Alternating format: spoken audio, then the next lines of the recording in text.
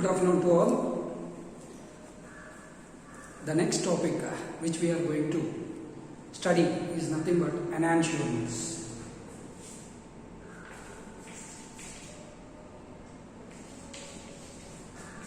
Enantiomers. So, enantiomers, they are nothing but optical isomers which are non-superimposable on their mirror images. Okay, optical isomers which are non-superimposable on their mirror images, we call them as enantiomers. Okay.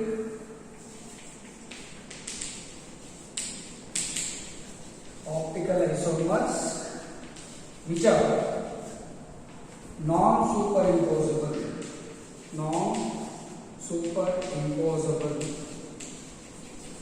on their mirror images.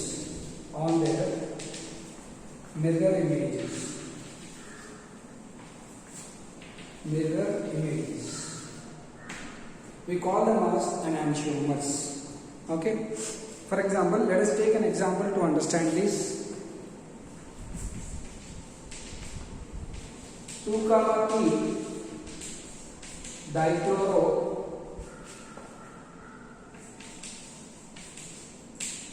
pentane. Let us consider this example. 2,3 dichloropentane. Let us write the structure to this.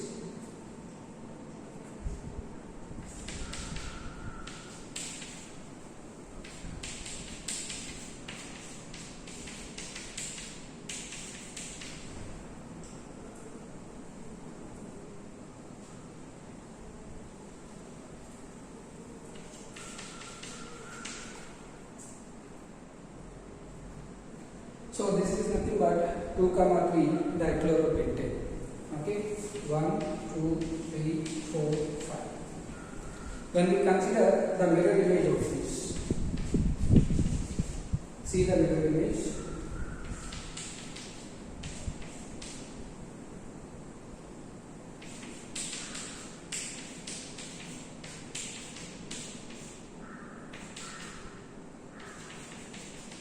This is the mirror image. So when you see both the things, okay, second one, it is the mirror image of this. This mirror image, okay, this is non-superimposable of this. That is why we consider 1 and 2 as enantiomers. Please note.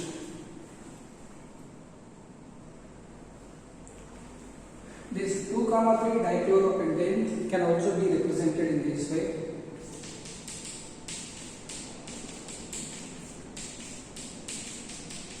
We can also view the configuration in this way.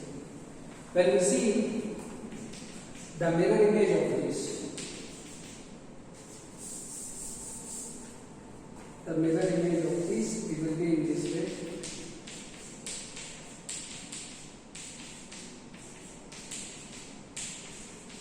This is the mirror image. Okay. So nothing but this fourth one. Okay. It is non-superimposable of this.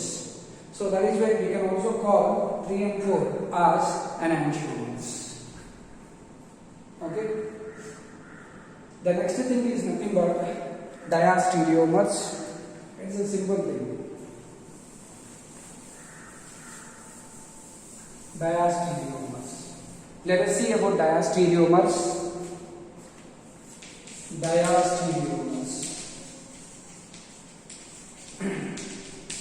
Diastereomers are nothing but optical isomers which are not mirror images of each other.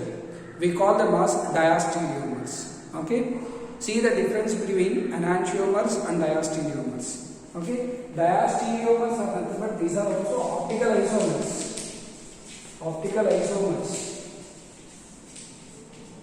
But they are not mirror images of each other.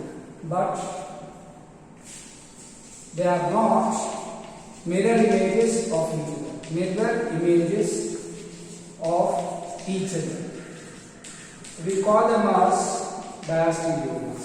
Okay. For example, if you see this, okay, see the first one and the third one, 1 and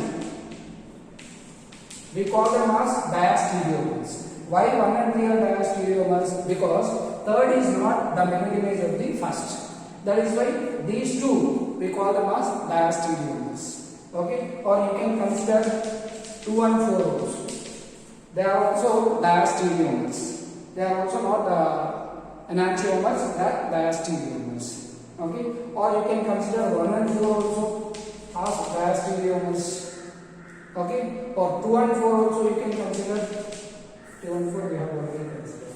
So diastereomers are nothing but optical isomers which are not mirror images of each other.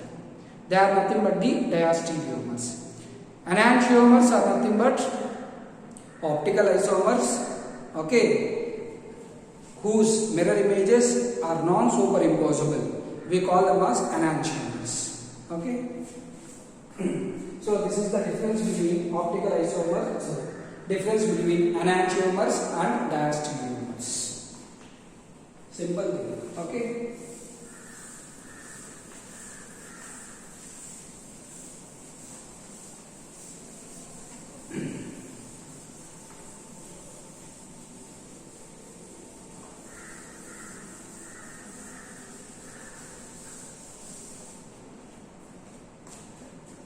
So the next thing is nothing but we need to understand about meso compounds. Meso compounds. Let us understand what is a meso compound. I will explain you by taking a simple example. Okay. Let us consider tartaric acid.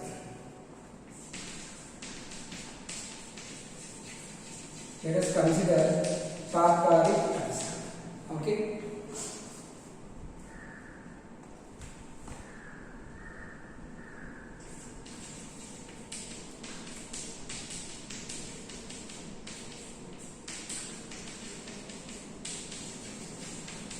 So this is nothing but tartaric acid. Here if you see there are two chiral carbons in this compound. I have already said to you what is a chiral carbon. Okay, chiral carbon is nothing but which gets attached by 4 different atoms or groups. We call it as chiral carbon. So in this compound if you see there are two chiral carbons in this way. This is the first one, this is the second one. You can see here this carbon on one side it got attached by hydrogen, the other side OH, the other side COOH, and on the other side this one. So 4 different groups got attached to this carbon. In the same way this carbon also. One side hydrogen, second side OH, third side COOH, fourth side this bulky group. Nothing but here it contains 2 chiral carbons. Generally, if a compound contains chiral carbon, it will rotate the light either in the clockwise direction or in the anti-clockwise direction.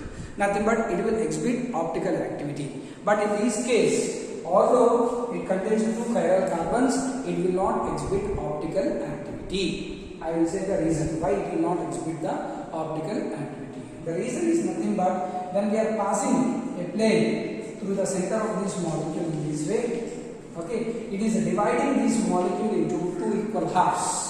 Okay, when we are passing a plane through a molecule, if it is dividing the molecule into 2 equal halves, then we can say that it has plane of symmetry. The molecule has plane of symmetry. If the molecule is having plane of symmetry, okay, although it contains chiral carbons, it will not exhibit optical activity. Simple thing. Now if you see this carbon, the first carbon, okay, it will rotate the light in the clockwise direction, in this direction. Okay, this will also, and the remaining half, this is the first half, this is the first half, this is the second half.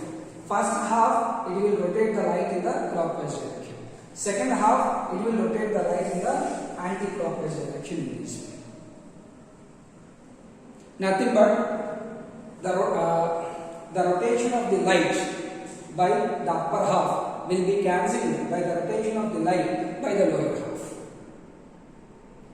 That is why this compound will be optically inactive in nature. Optically inactive in nature. Optically inactive in nature.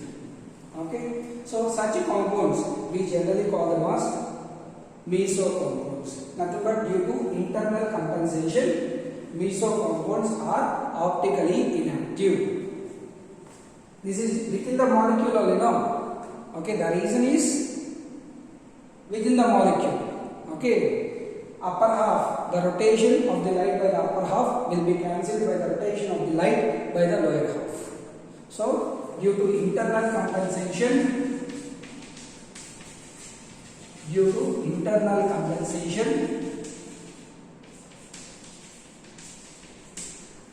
rotation of light by one half of the molecule, upper half of the molecule will be cancelled by the rotation of the lower half of the molecule. So it will be optically inactive in nature.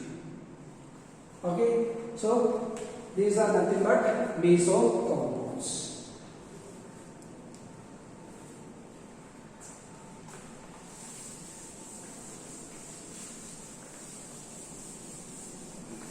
Now let us see about the racemic mixture.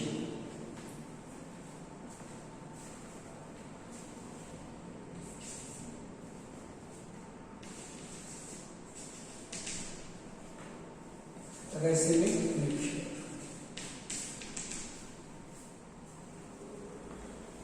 If two enantiomers, if they are present in equal amounts, okay, we call that mixture as a racemic mixture. A simple thing, if two enantiomers are present in equal amounts,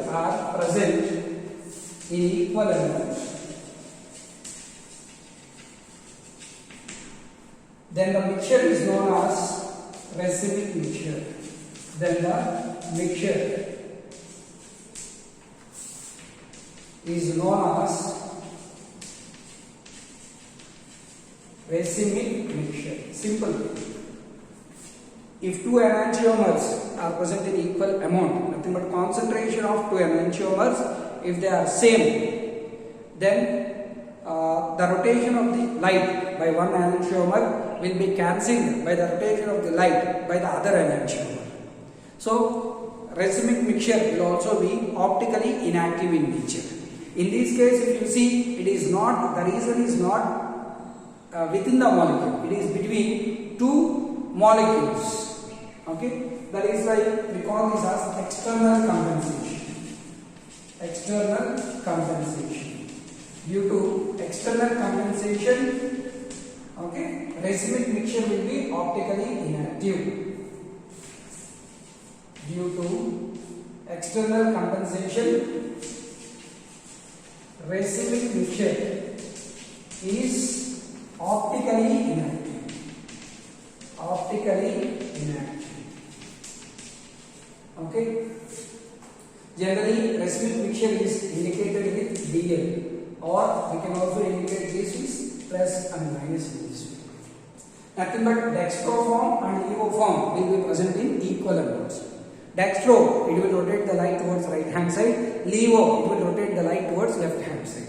Since they are present in equal amounts, the light, it will get cancelled. Rotation of the light will get cancelled. Okay. So this is nothing but racemic mixture.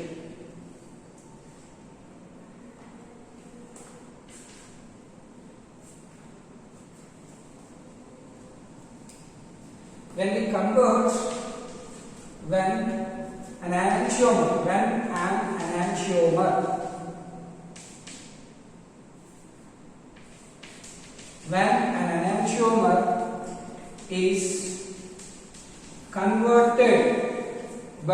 enantiomer is converted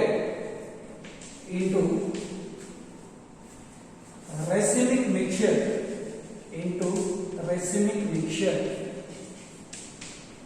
we call the process as racemization. When an enantiomer is converted into racemic mixture, it is known as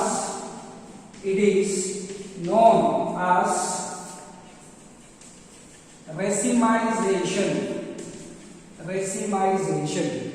Okay, when an enantiomer is converted into a racemic mixture, we call that process as racemization. Please note. Now let us see what is retention. Retention.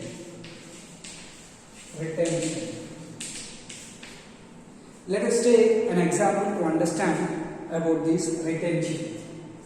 Okay. I am considering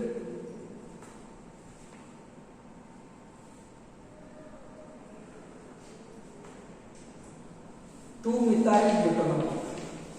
2-methyl-butanol as an example. Let us see the structure.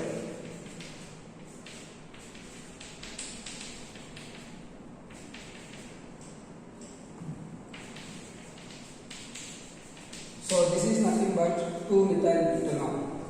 So when it is reacted with hydrogen chloride in presence of heat, okay, the product produced will be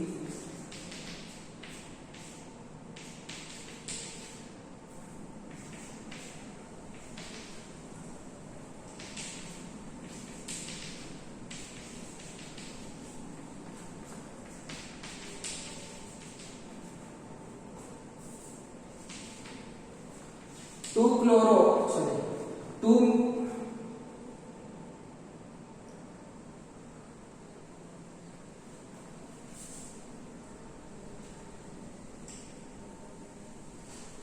the product produced will be 1-chloro-2-methyl-butane will be produced.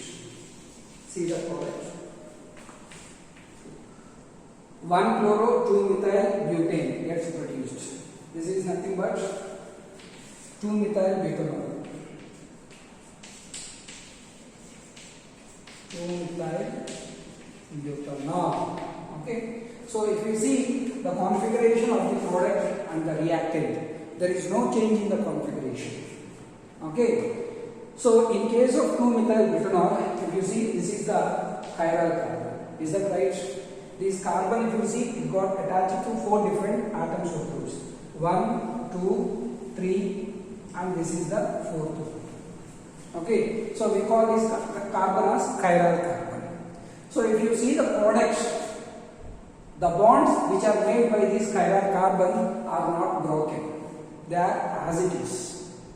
Okay. If the bonds made by the chiral carbon with the other atoms or groups are not broken in the product also, then we can say that there is a retention in configuration. There is no change in the configuration. So this is something about retention in configuration.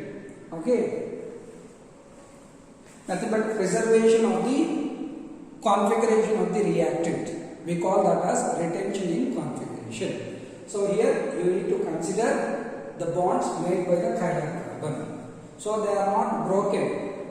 Okay, if you see here and here, the bonds made by this carbon directly with the other atoms or groups are not broken, and there is no change in the configuration.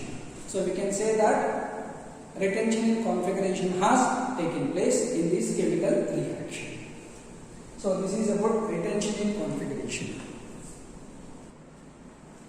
Now let us understand why SN2 takes place or proceeds with inversion in configuration, why SN1 proceeds with racemization. You have understood about racemization or racemic mixture. You have understood about inversion in configuration. Now in detail, let us see why SN2 proceeds with inversion, why SN1 proceeds with racemization, or why it forms racemic mixture. Let us see. Let us consider an example. First, let us see inversion in configuration with respect to SN2. So we know that in SN2, inversion in configuration is taking place. Let us understand this. Let us consider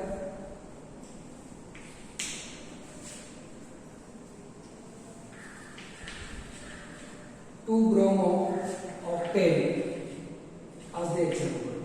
2-bromo octane. Let us consider these as example. Now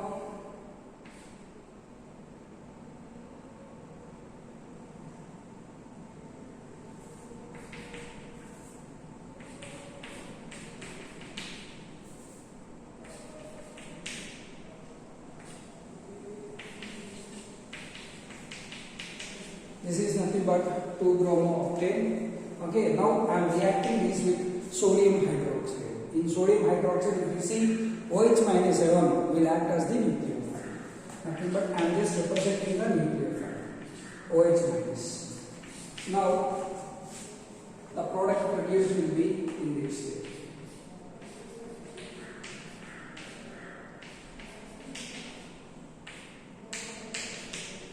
So 2-octanol will be produced. 2-octanol will be produced. Now if you see this, there is inversion in configuration of the product with respect to reactant. This is nothing but 2-bromo-octane. The upon reaction with sodium hydroxide. In sodium hydroxide, the nucleophile will be OH minus ion.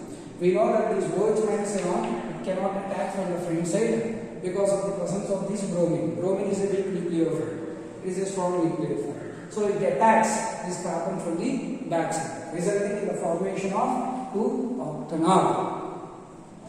Okay, so due to the attack of this OH minus ion from the back of the carbon, it results in the formation of inversion in configuration. Okay, now let us consider SN1. Let us take an example to this.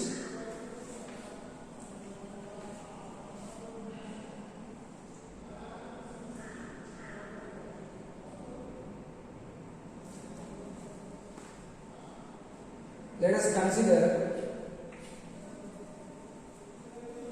2-bromobutane as the example.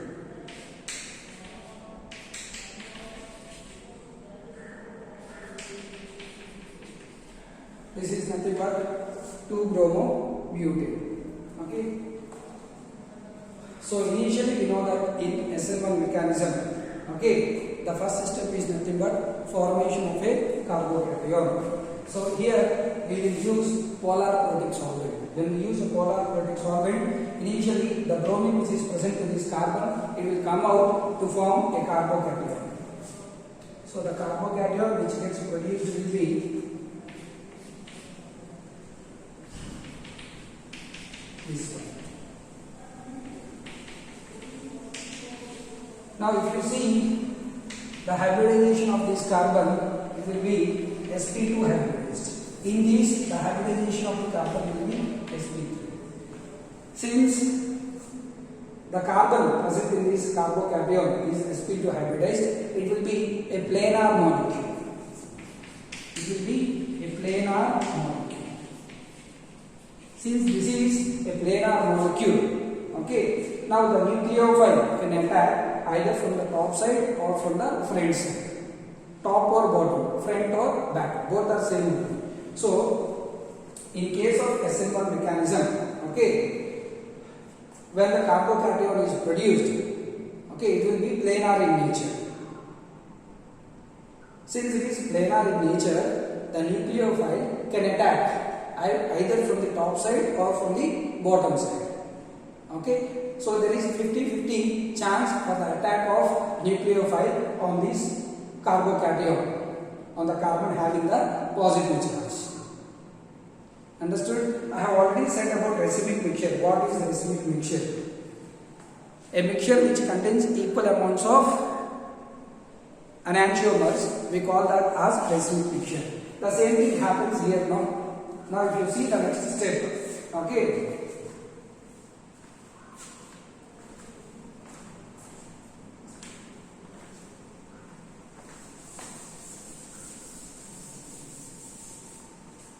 if you see this,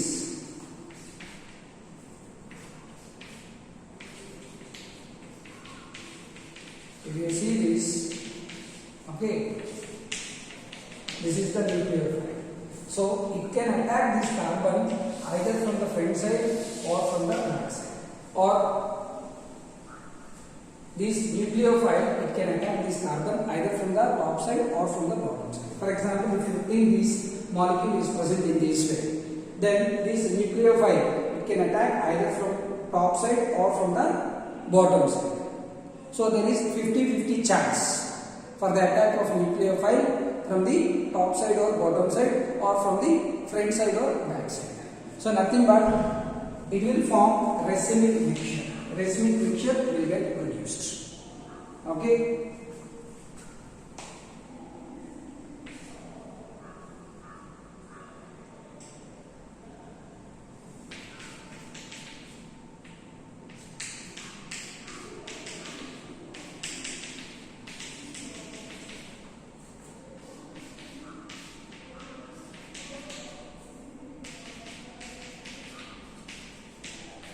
You can see. So racemic product is produced.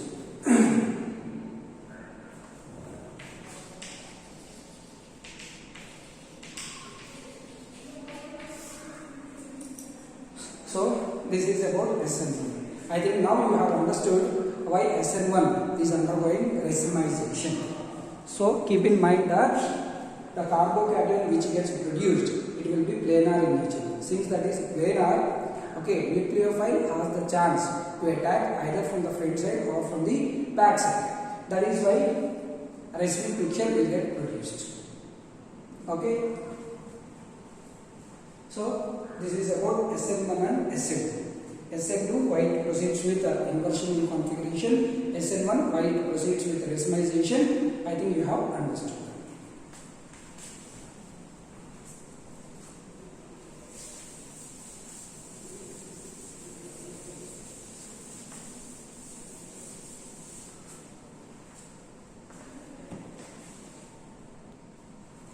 So we have completed nucleophilic substitution reactions. Now we are going to study about elimination reactions. Elimination reactions.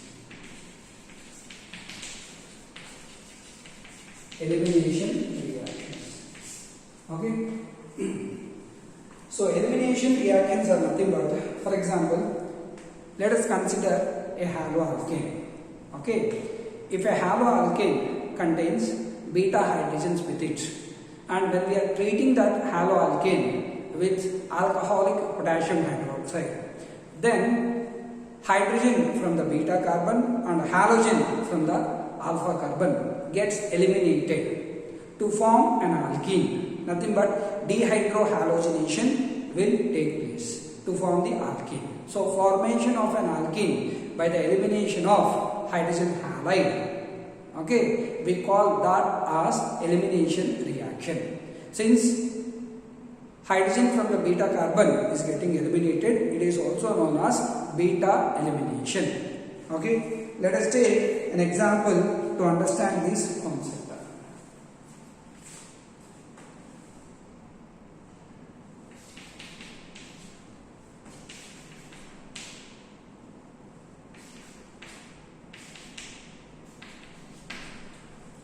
So this is 2-chloropropane.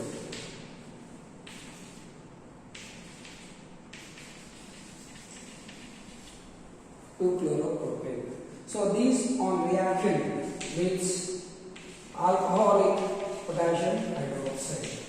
Okay, let us see. See, halogen attached carbon, we call that as alpha. The carbon adjacent to it, we call that as the beta carbon. Here there are two beta carbons if you observe.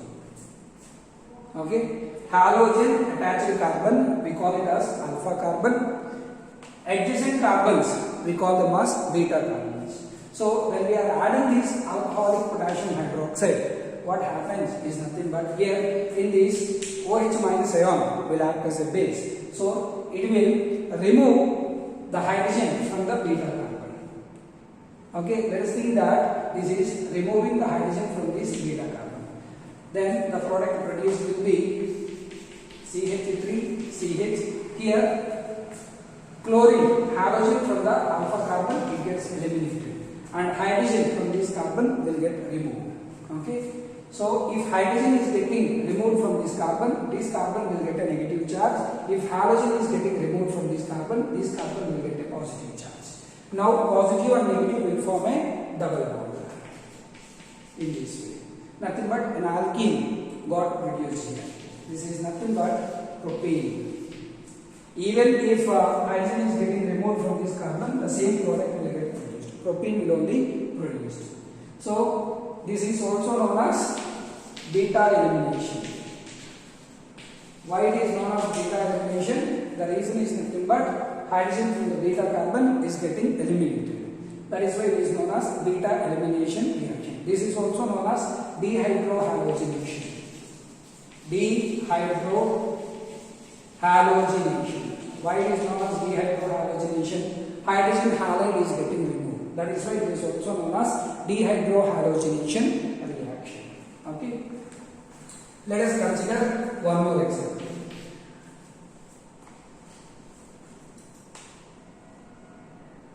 Let us consider 2-chlorobutane.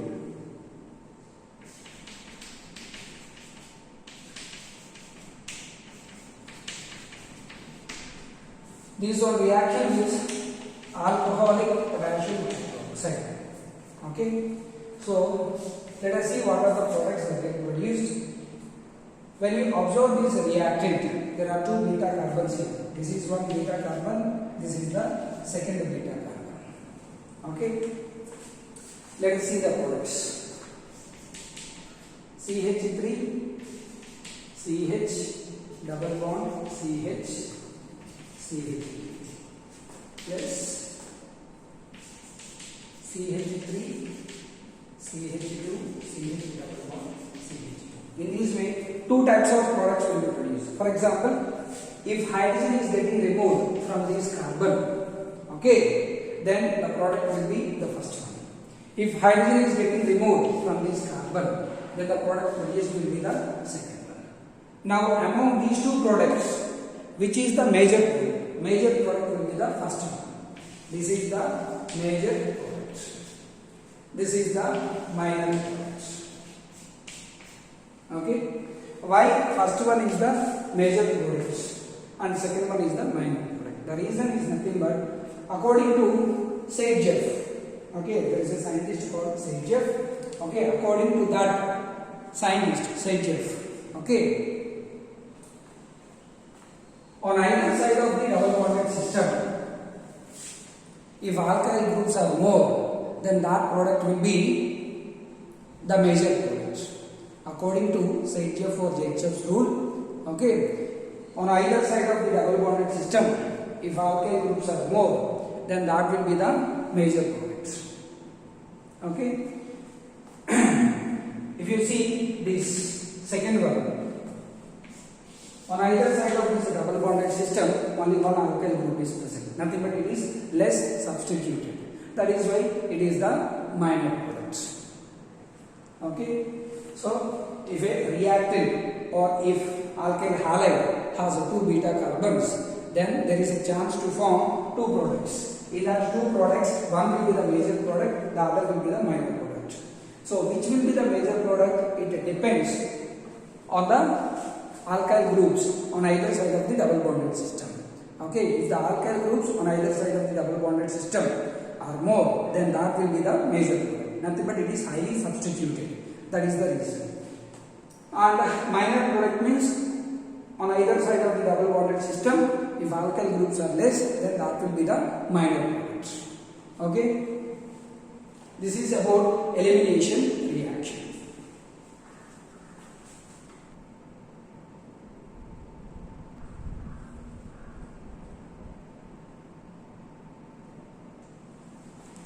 So this is about elimination reactions. Now we are going to study about the reaction with metals. The third type, reaction of alkyl halides with metals. Reaction with metals. Reaction with metals means reaction of alkyl halides with metals. When an alkyl halide reacts with metal, it will form a compound which contains a bond between carbon and metal. We call them as organometallic compounds. Okay, so organometallic compounds are nothing but a bond. In those compounds, a bond will be present between carbon and the metal. Okay, we call them as organometallic compounds. Let us consider an example.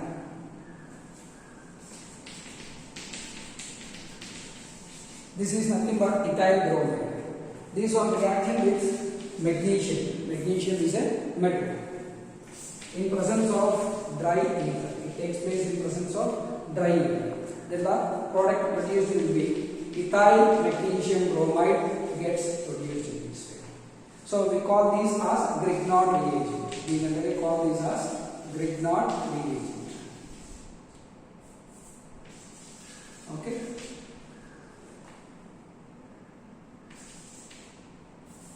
Ethyl magnesium bromide. Ethyl magnesium bromide. Okay. So simple thing, when alkyl halide, nothing but here we have taken ethyl bromide, that on reaction with metal, magnesium, in presence of dry ether forms alkyl magnesium halide, nothing but ethyl magnesium bromide got produced. Okay, generally we call these compounds as Grignard reagents. If you see this, a new bond is formed between carbon and the metal.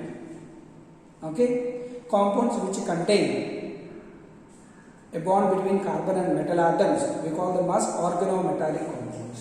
Okay, and the second important thing is nothing but in these organometallic compounds, the bond between carbon and magnesium, it will be a covalent bond. And this covalent bond is highly polar in nature.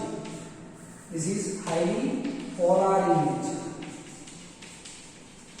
Highly polar in nature. The reason is nothing but difference in electronegativity between carbon and metal. Carbon is more electronegative than the magnesium. Here it is magnesium. Metal is nothing but magnesium. So due to difference in electronegativity, the bond between carbon and magnesium, it will be highly polar in nature. This bond is highly polar in nature. Okay, this bond. And if you see the bond between metal and the halogen, okay, it will be ionic in nature. This bond will be ionic in nature. So a question can be asked based on this. In alkyl magnesium halide or in Grignard reagent, what type of bond is present between carbon and metal? So it is a polar covalent bond. Or what type of bond is present between metal and the halogen? That is nothing but ionic bond. Simple thing. Okay. So this is about reaction of alkyl halides with metals. And one more important point. Okay. That is nothing but these Grignard reagents, alkyl magnesium halides. They are highly reactive in nature. Whenever this alkyl magnesium halide is reacted with a source which gives hydrogen or proton, then it will take up that proton to form the alkane. For example, let us consider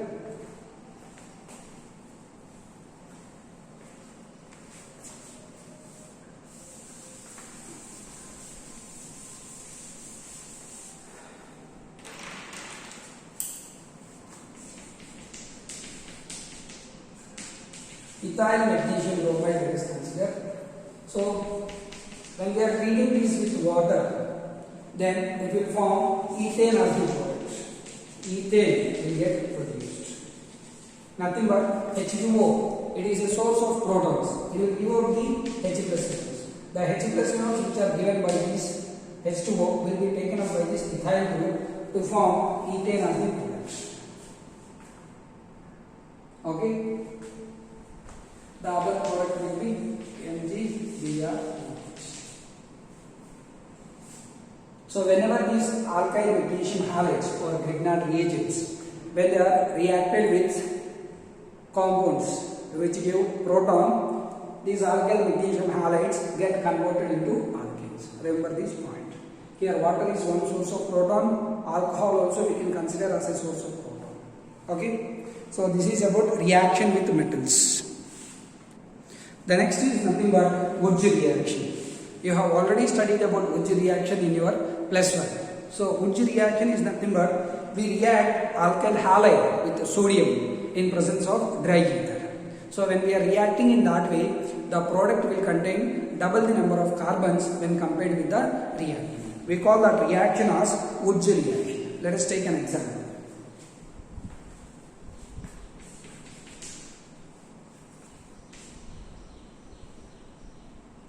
Methyl chloride on reaction with sodium in presence of dry ether. I am taking methyl chloride and I am reacting that with sodium in presence of dry liquor. Then the product will be ethane plus sodium chloride gets produced. Here if you see the product, it contains 2 carbons. If you see the reactant, it contains only 1 carbon. Okay? So the product produced here, it will contain double the number of carbons when compared with the reactant. When compared with the alkyl halide which we are taking there, the alkyl which was produced here, it will contain double the number of carbons. So we call this reaction as Woods reaction.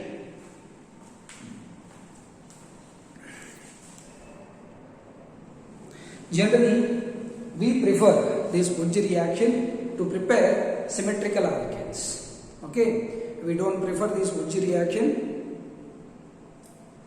to prepare unsymmetrical alkanes. Generally, Woods reaction is used for the preparation of symmetrical alkanes. Remember this point. So, in today's class, okay, we have studied about enantiomers, we have studied about diastereomers, we have studied about what is racemic mixture, okay, what are meso compounds, what is retention in configuration, okay, why SN1 proceeds with racemization or why SN2 proceeds with inversion in configuration, okay, these things we have studied, and also elimination reactions I have told you, as well as one more thing which I have said is nothing but reaction with the metals we have studied, Woods reaction we have covered.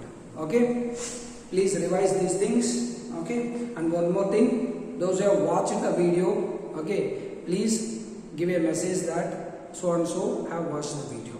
Okay, if you like my way of teaching, please give a like. Okay, please subscribe to my YouTube channel. Thank you all.